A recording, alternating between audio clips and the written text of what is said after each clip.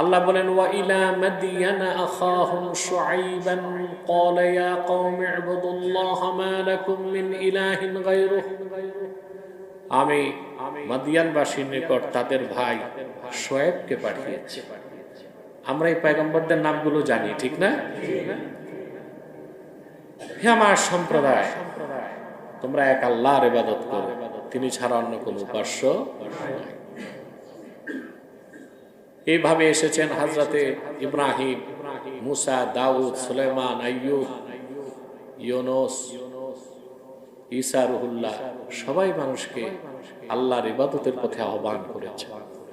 সবার শেষে এসেছেন নবী রাসূলগণের মাথার তাজ, আখিরি নবী মুহাম্মদ সাল্লাল্লাহু আলাইহি সাল্লাম, আল্লাহর পক্ষ থেকে কোরআন নিয়ে।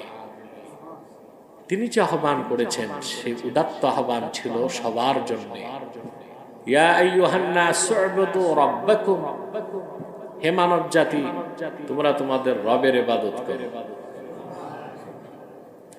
পূর্বের নবীগণ বলেছেন হে আমার সম্প্রদায়, আল্লাহর ইবাদত করো।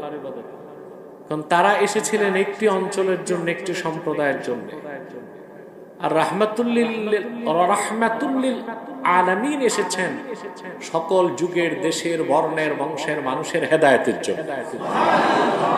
সেজন্য রাসূলুল্লাহ সাল্লাল্লাহু আলাইহি ওয়াসাল্লাম বলেন নাই হে আরববাসী আল্লাহর ইবাদত করো, তিনি বলেছেন ইয়া আইয়ুহান নাস, হে মানব জাতি, তোমাদের রবের ইবাদত করো।